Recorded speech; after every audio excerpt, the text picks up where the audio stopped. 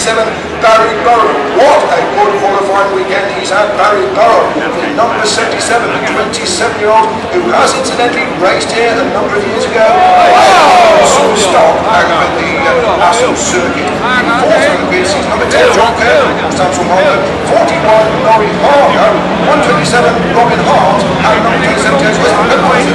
Actually got David Johnston watching with me at the moment. Some sort of kerfuffle going on toward the back of the pit. David, you can actually tell us what it is down there. David Johnston, he was on the sickness with David, what is it? Just coming up to the back of the grid there, Tommy Hill looks like he's had a bit of a problem there.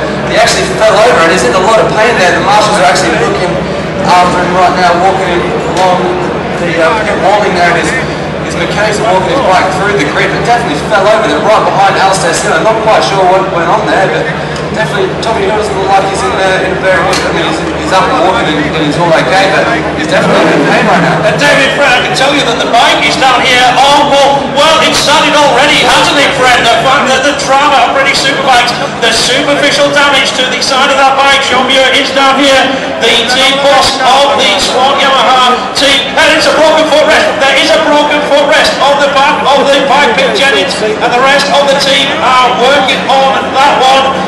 It's been wheeled away. The machine is being wheeled away. The championship leader and defending champion, the drama has started here at Assen, and Tommy Hill's machine is being wheeled off. Very Mark, it could be a pit lane start there. Could be taking down the garage to replace that foot pack. At best, it's going to be a pit lane start, but that intimation was that perhaps there's an injury.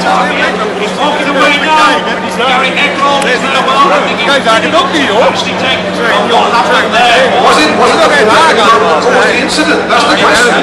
Damage to the left-hand side of the fairing, Fred, where I think where the bike had gone down, that had actually snapped the footrest.